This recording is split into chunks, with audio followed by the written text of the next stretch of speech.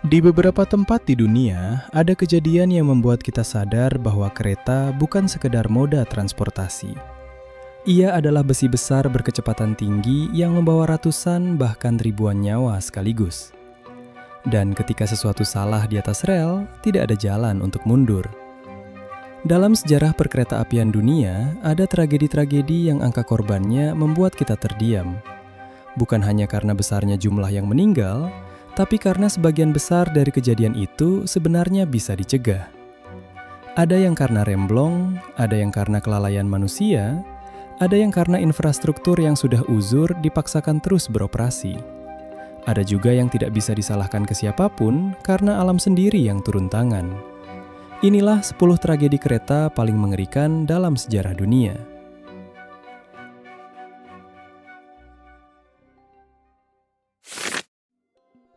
Pertama, ada tragedi Queen of the Sea di pesisir selatan Sri Lanka. Pagi 26 Desember 2004 adalah hari raya besar. Suasana bulan purnama Buddhis bertepatan dengan libur Natal dan kereta ini penuh sesak lebih dari biasanya. Lebih dari 1.500 penumpang resmi ada di dalamnya, belum termasuk yang naik tanpa tiket. Kereta melaju santai menyusuri jalur pantai yang jaraknya hanya sekitar 200 meter dari tepi laut. Pemandangannya indah dan tidak ada satupun penumpang yang tahu bahwa perjalanan ini tidak akan pernah sampai tujuan. Kemudian, gempa berkekuatan 9,1 skala Richter mengguncang dasar Samudra Hindia di dekat pantai Sumatera. Dalam hitungan menit, gelombang pertama tsunami tiba di garis pantai Sri Lanka. Kereta berhenti mendadak saat air mulai masuk dari sisi-sisi gerbong. Warga sekitar yang panik justru berlari ke arah kereta dan naik ke atasnya, mengira benda baja seberat ratusan ton itu akan lebih aman daripada berlari ke daratan. Ratusan orang bergelantungan di atap, berdesakan di dalam gerbong yang sudah penuh sesak sampai pintu pun tidak bisa ditutup. Gelombang kedua datang. Tingginya antara 7-9 meter, lebih tinggi dari atap kereta.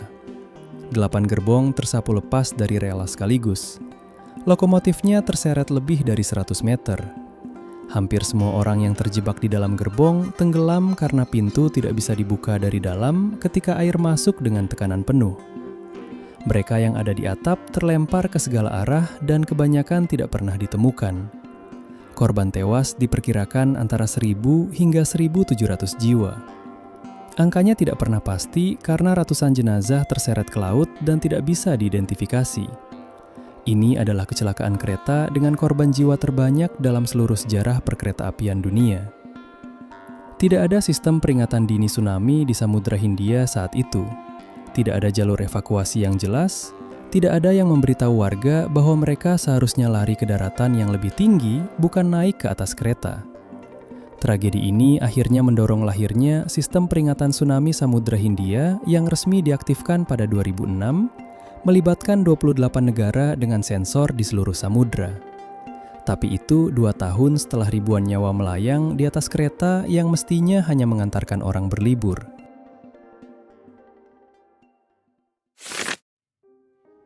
Kedua, ada tragedi yang sengaja ditutupi selama bertahun-tahun oleh pemerintahnya sendiri. Bukan karena tidak ada yang tahu, tapi karena mereka tidak mau mengakui. Desember 1917. Perang Dunia I sedang berjalan dan moral tentara Prancis sedang sangat rendah. Lebih awal di tahun yang sama, hampir seluruh angkatan darat Prancis hampir memberontak secara massal karena kelelahan perang. Untuk meredam situasi, ribuan tentara diberi izin pulang cuti dari front Italia. Mereka naik kereta militer M612 dari Modan menuju Chambéry di dataran bawah. Masalahnya, kereta itu membawa sekitar 1.000 tentara, hampir 2 kali lipat kapasitas maksimum yang seharusnya diizinkan. Semua pihak terburu-buru, tidak ada waktu untuk inspeksi teknis yang benar. Satu lokomotif tunggal menarik 19 gerbong penuh manusia menuruni lereng curam pegunungan Alpen yang perbedaan elevasinya sangat ekstrim. Sistem rem tidak dirancang untuk beban seberat itu di jalur sepanjang dan securam itu. Begitu kereta mulai bergerak turun, kecepatannya terus meningkat dan tidak bisa dikendalikan. Masinis mencoba segala yang dia bisa, tapi tidak ada yang bekerja. Kecepatan kereta melampaui 130 km per jam di jalur yang seharusnya dilalui dengan kecepatan jauh di bawah itu. Di tikungan tajam tepat sebelum stasiun Saint-Michel-de-Maurienne, kereta tergelincir keluar rel. Gerbong-gerbong kayu itu saling menghantam satu sama lain, remuk, dan langsung terbakar dari kompor pemanas yang ada di dalamnya. Api menyebar sangat cepat. Tentara yang terluka tidak punya cukup waktu untuk keluar dari reruntuhan yang sudah menyala. Korban tewas diperkirakan antara 675 hingga lebih dari 800 jiwa. Hampir semuanya adalah tentara muda yang pergi cuti, bukan bertempur. Pemerintah Perancis menutup berita ini rapat-rapat selama bertahun-tahun. Di tengah perang, mengakui ratusan tentara mati karena kecelakaan kereta dianggap terlalu memalukan dan berpotensi menghancurkan sisa moral rakyat. Keluarga para korban hanya mendapat kabar samar yang tidak pernah jelas. Tragedi ini baru benar-benar terdokumentasi secara penuh puluhan tahun setelah kejadian dan menjadi salah satu alasan dunia perkeretaapian akhirnya serius memperketat batas muatan serta mewajibkan inspeksi rem sebelum keberangkatan di jalur-jalur dengan turunan ekstrim.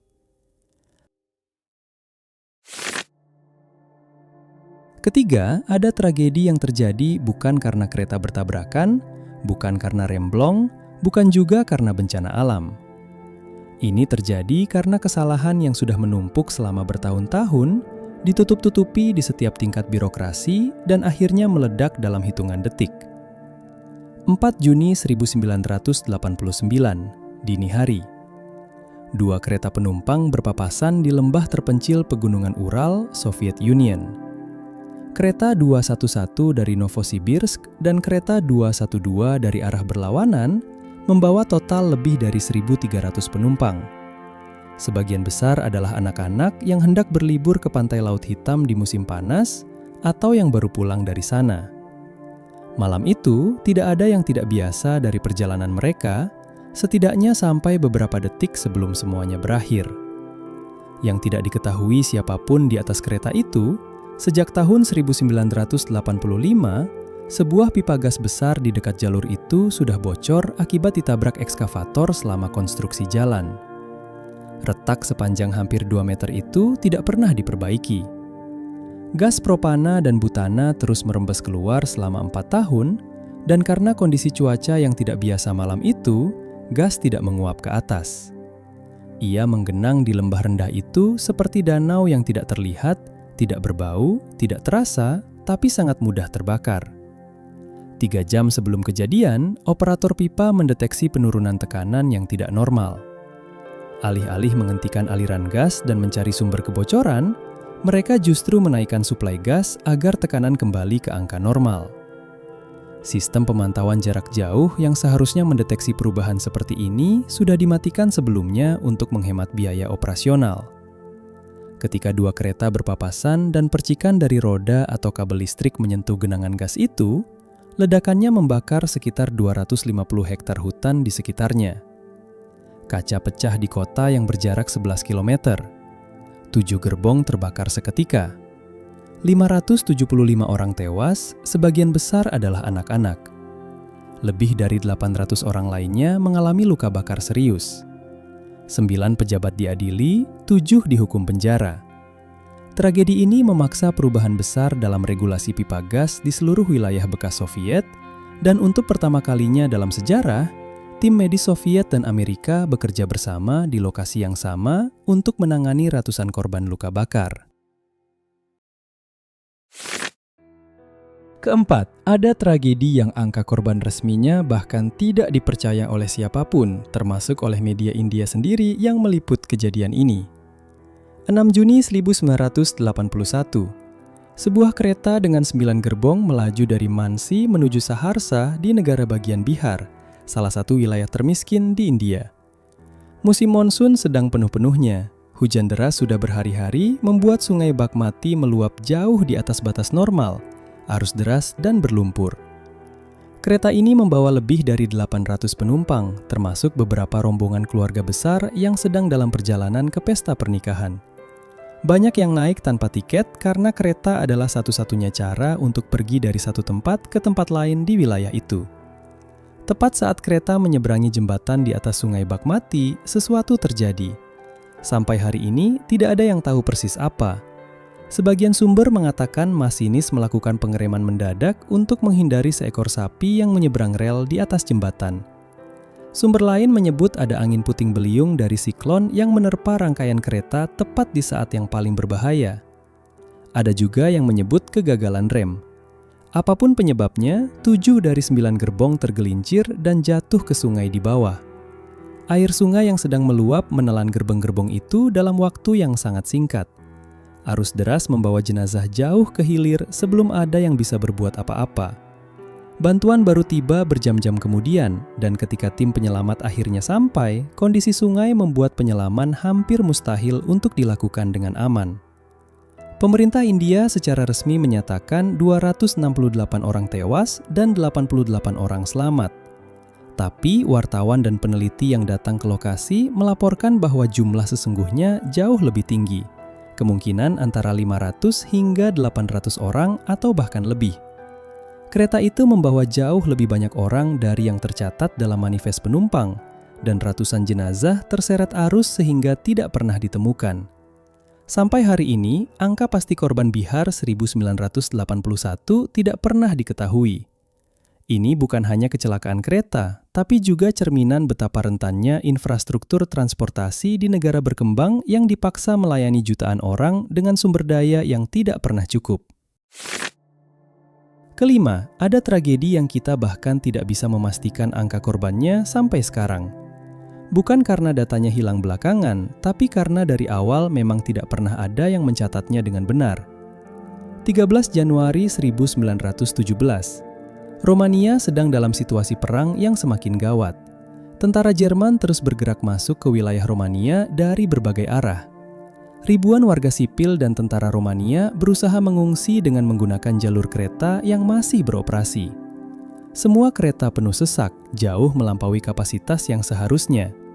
Tidak ada yang peduli dengan prosedur, yang penting orang-orang bisa pergi sebelum garis pertempuran semakin mendekat.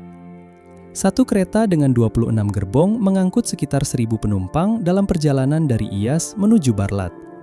Tidak ada inspeksi teknis, tidak ada pengecekan rem, tidak ada yang menghitung apakah satu lokomotif bisa menahan beban sebesar itu di jalur menurun.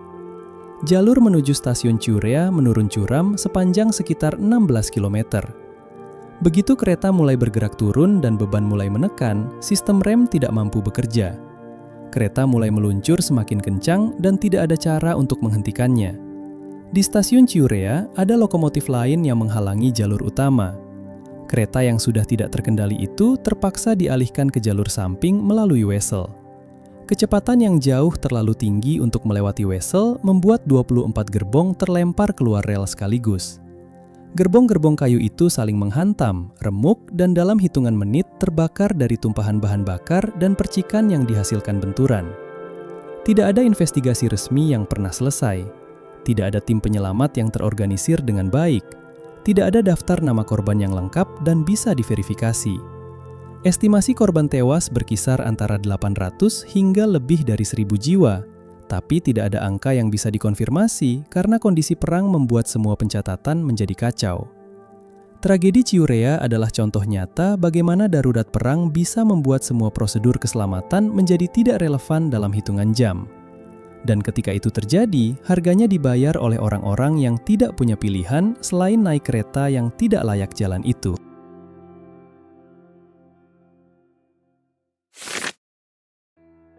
Keenam, ada tragedi yang penyebabnya adalah hal paling sederhana yang bisa dibayangkan. Bukan cuaca ekstrim, bukan kegagalan teknis yang rumit, bukan bencana alam. Hanya 2 orang yang lupa mencatat sesuatu di buku yang seharusnya mereka catat. 22 Mei 1915. Di pos sinyal Quintins Hill yang terpencil di perbatasan Skotlandia, 2 penjaga sinyal sedang berganti shift. George Meekin yang mengakhiri shift malam dan James Tinsley yang datang untuk shift pagi. Tinsley terlambat datang hari itu. Dalam kekacauan pergantian shift yang tidak berjalan dengan benar, keduanya gagal mencatat bahwa sebuah kereta lokal sudah diparkir di jalur utama. Jalur yang seharusnya steril dan bebas dari kereta lain itu dianggap aman oleh keduanya, padahal tidak. Akibatnya, kereta militer yang membawa 1 batalion penuh tentara Royal Scots, ratusan prajurit muda yang hendak berangkat ke front Gallipoli di Turki, mendapat sinyal jalan bebas. Kereta itu melaju penuh ke arah kereta lokal yang diam di jalurnya. Tabrakan pertama terjadi dengan kecepatan tinggi. Sebelum debu dan serpihan logam mengendap, kereta ekspres dari arah berlawanan datang dan menghantam sisa-sisa kereta yang sudah hancur. Kompor batu bara yang ada di dalam gerbong-gerbong kayu tua itu langsung menyulut kebakaran. Api merambat cepat dari satu gerbong ke gerbong berikutnya. Tentara yang terluka dan terjebak di dalam reruntuhan tidak bisa keluar. Beberapa laporan menyebut ada prajurit yang meminta ditembak oleh rekan-rekannya sendiri untuk menghindari mati terbakar hidup-hidup di dalam gerbong yang sudah menjadi bara. 226 orang tewas. Mayoritas adalah tentara yang bahkan belum sempat sampai ke medan perang. Batalion Royal Scots yang seharusnya berangkat bertempur praktis lenyap sebelum sempat menembakkan 1 peluru pun ke musuh. Tinsley dan Meekin diadili, dihukum, kemudian setelah keluar penjara, keduanya kembali bekerja di perusahaan kereta yang sama meski di jabatan yang berbeda. Tragedi ini mendorong penerapan sistem konfirmasi ganda secara tertulis sebelum sebuah jalur dinyatakan aman, dan mempercepat adopsi sirkuit elektronik pendeteksi keberadaan kereta di seluruh jaringan kereta Inggris.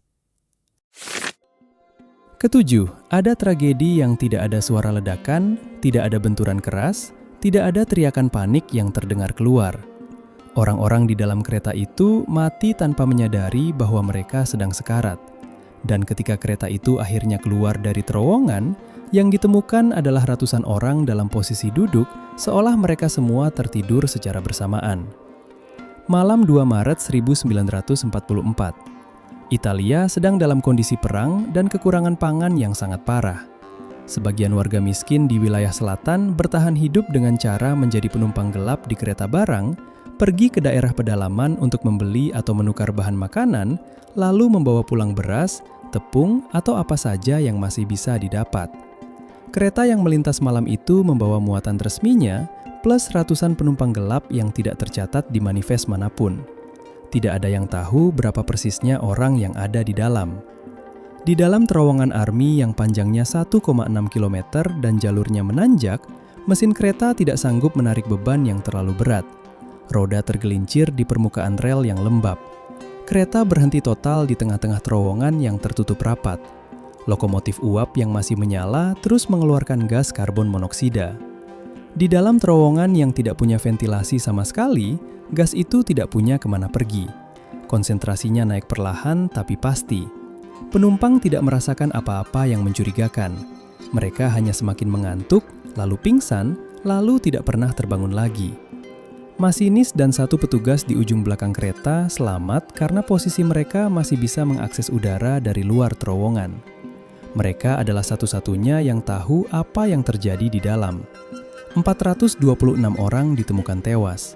Karena mayoritas adalah penumpang gelap tanpa identitas resmi, banyak yang tidak pernah bisa diidentifikasi. Pemerintah militer menekan informasi ini selama bertahun-tahun. Tragedi Balvano baru benar-benar diakui dan diteliti secara terbuka puluhan tahun kemudian. Tapi warisannya nyata, yaitu seluruh Eropa kemudian mewajibkan sistem ventilasi mekanis di terowongan kereta panjang, dan Italia mempercepat elektrifikasi jalur yang sebelumnya masih mengandalkan lokomotif uap berbahan bakar. Kedelapan, kita kembali ke tanah air, dan ini bukan tragedi biasa. Ini adalah kecelakaan kereta terbesar yang pernah terjadi di bumi Indonesia, dan sebagian besar dari kita bahkan belum pernah mendengar namanya sama sekali. Tahun 1944, Indonesia masih dalam masa pendudukan Jepang. Di Sumatera Barat, jalur kereta yang melewati kawasan Padang Panjang adalah salah satu jalur vital di pulau itu. Medannya bukan main. Jalur ini melewati kawasan pegunungan Sumatera yang penuh dengan tanjakan dan turunan curam, di beberapa titik berbatasan langsung dengan jurang yang dalam. Ini bukan jalur yang bisa dilalui sembarangan, bahkan oleh kereta yang kondisinya prima sekalipun. Hari itu, sebuah rangkaian kereta sedang menuruni salah satu jalur turun di kawasan tersebut. Kemudian rem dilaporkan blong. Kontrol atas seluruh rangkaian hilang. Kereta yang sudah tidak bisa dihentikan itu meluncur semakin kencang mengikuti gravitasi. Tidak ada yang bisa dilakukan dari dalam kereta maupun dari luar. Di titik di mana jalur menikung dan jurang ada di sisinya, kereta keluar dari rel. Rangkaian kereta itu mengalami kerusakan total. Sekitar 200 orang meninggal dunia. Sekitar 250 orang lainnya mengalami luka-luka dengan berbagai tingkat keparahan.